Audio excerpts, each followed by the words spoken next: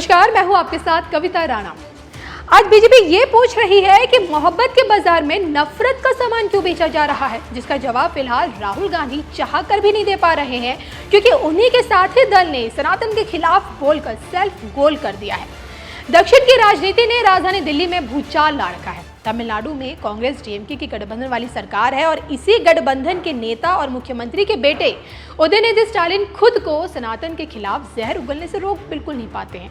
Stalin के बेटे का सनातन को जड़ से खत्म करने की बात कहना, सनातन की तुलना डेंगू, मलेरिया, कोरोना से करना, ये बताता है कि मोदी विरोध में खड़े दक्षिण के इन नेताओं के दिल में सनातन के खिलाफ कितनी नफरत है। और ऐसे में सवाल ये भी उठते हैं कि क्या द्रविड़ परंपरा का सनातन से विरोध है? क्या उदयनिधि स्टालिन की जुबान में द्रविड़ मॉडल है?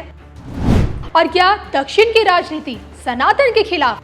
आज आपके समक्ष हम कुछ तथ्य रखेंगे जिसके आधार पर आप खुद ये डिसाइड कीजिएगा कि आखिर द्रविड़ को सनातन से चिढ़ क्यों है। तमिलनाडु के देखिए पूर्व मुख्यमंत्री जयललिता, जब इनकी मृत्यु हुई तो अंत्येष्टि के समय शरीर को मुख अग्नि देने के बजाय अंतिम संस्कार भी नहीं किया गया, बल्कि दफना दिया गया और एक समाधि बना दी गई इनकी।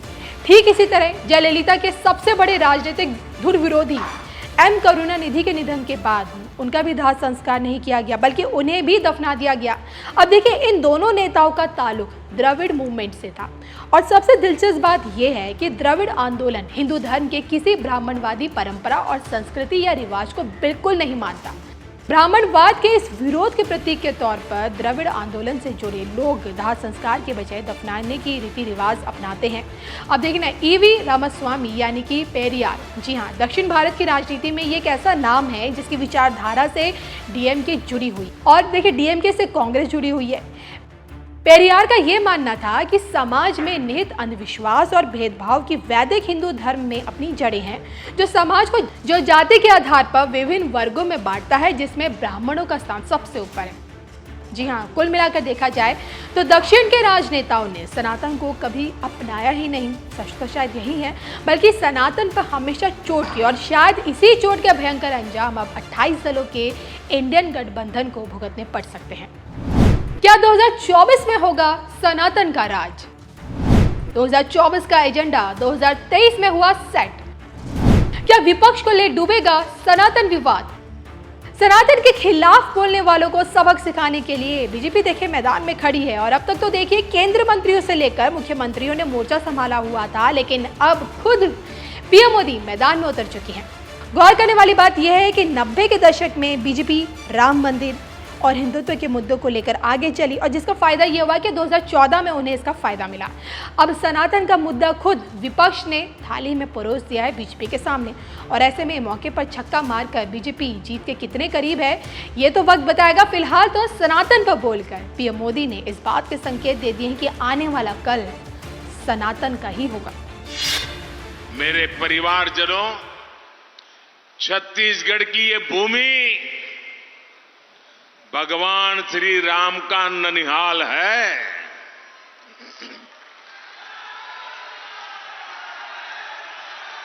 माता कौशल्या का भव्य मंदिर यहां है। आज इस पवित्र भूमि पर मैं आप सभी को, आप सभी भाई बहनों को हमारी आस्था हमारे देश के खिलाफ जो साजिश हो रही है उसके प्रति जागरूक करना चाहता हूं। जिन लोगों को आप सभी ने पिछले 9 साल से केंद्र सरकार से बाहर कर रखा है, जो लोग लगातार चुनाव हार रहे हैं, वे लोग अब आपसे इतनी नफरत से भर गए हैं कि उन्होंने आपकी पहचान, आपकी संस्कृति के खिलाफ ही मोर्चा खोल दिया है। इन लोगों ने मिलकर एक इंडी गठबंधन बनाया है।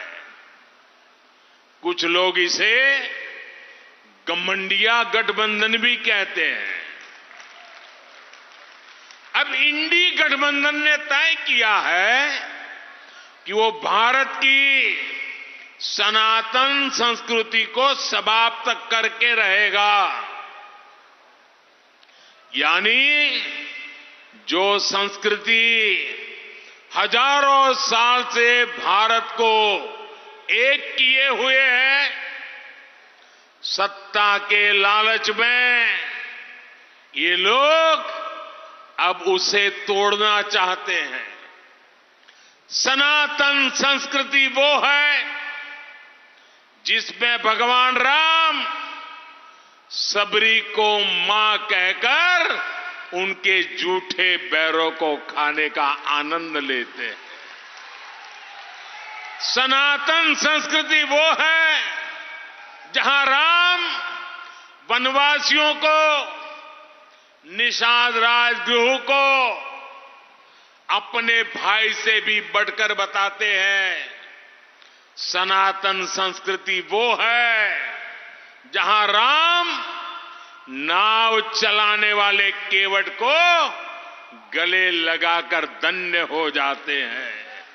सनातन संस्कृति वो है जिसमें वानरों की सेना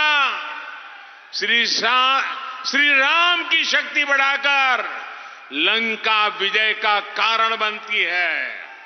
सनातन संस्कृति वो है जो किसी परिवार में हुए जन्म को नहीं, बल्कि व्यक्ति के कर्म उसको प्रधानता देती है।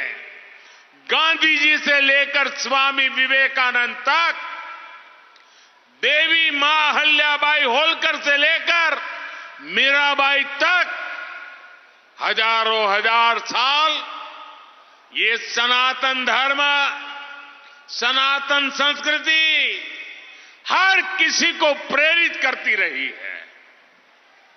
ये सनातन संस्कृति है जो संत रविदास और संत कबीरदास को संत शिरोमणि कहकर अपना गौरव बढ़ाती है।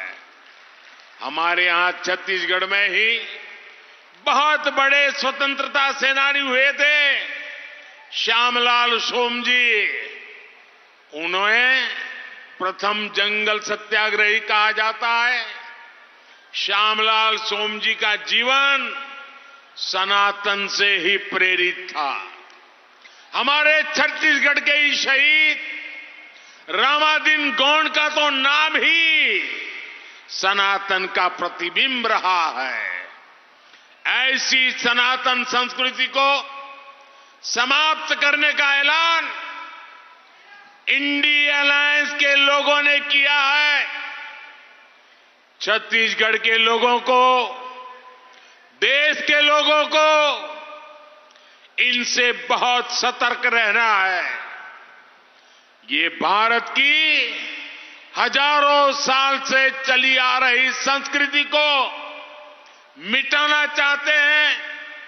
ये भारत को मिटाना चाहते हैं।